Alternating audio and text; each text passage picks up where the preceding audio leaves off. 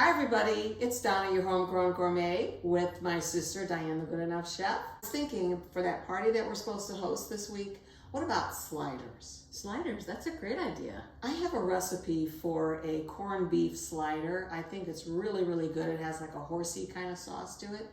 Do you have any ideas? I like a pulled pork slider. That would be great. Okay, let's get started. Okay. Normally when I make sliders, Donna, I'll take the bread that I'm going to use and I slice it in half. And so I've gone lengthwise and sliced this bread in half instead of pulling apart every single little piece of bread. Right, okay? I've done the same thing. It looks like you have those Hawaiian rolls. I have Hawaiian rolls. Okay, I went to the bakery and I got some brioche. Similar, Nice. very Very similar.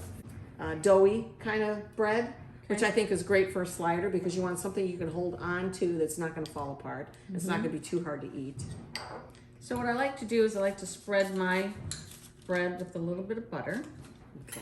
And then I'm going to bake these for just about 5 minutes or so, just to toast them up a bit. I do the same. I flavored my softened butter with some thyme and some rosemary. Take my buttered buns, I'm gonna pop them in the oven.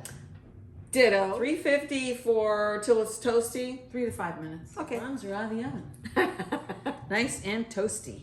What are you gonna do with yours? Well, I have some horseradish, horsey sauce I like to call it, and I'm just gonna put that on one side of my bread, and then I'm going to layer on corned beef, Swiss cheese, and a little bit of dill pickle.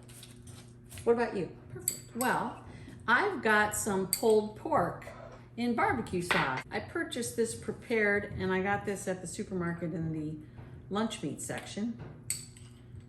I like it because it's very convenient, and you know, convenience is great, it's good enough, but that doesn't mean I'm gonna sacrifice any flavor. Oh, absolutely not. Flavor is still gonna be gourmet. Good, glad to hear. I'm gonna layer on my corned beef.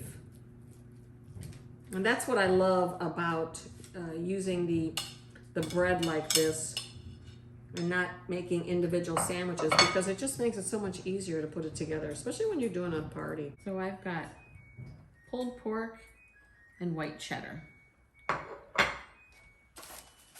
I'm just gonna top mine. I have Swiss. I'll put Swiss on mine. I've got some melted butter here. I'm just gonna lightly brush the tops because I want them to have a nice little toasty appearance. But I also want to add a little something something. So it looks like I fussed on everything bagel seasoning. Oh, doesn't that look fabulous? I think so. You know it's gonna taste really good. So I'm gonna pop that in the oven and get the cheese melted. Still 350, and just until the cheese melts. Yep. Okay. I have another slider that I'd like to share. This one is roast beef, cheddar, and caramelized onion.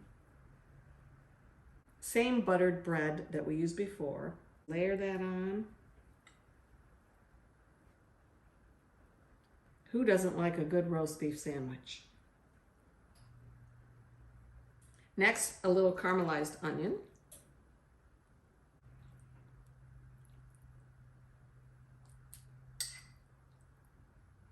And then to tie it all together, I'm just going to use a little bit of cheddar.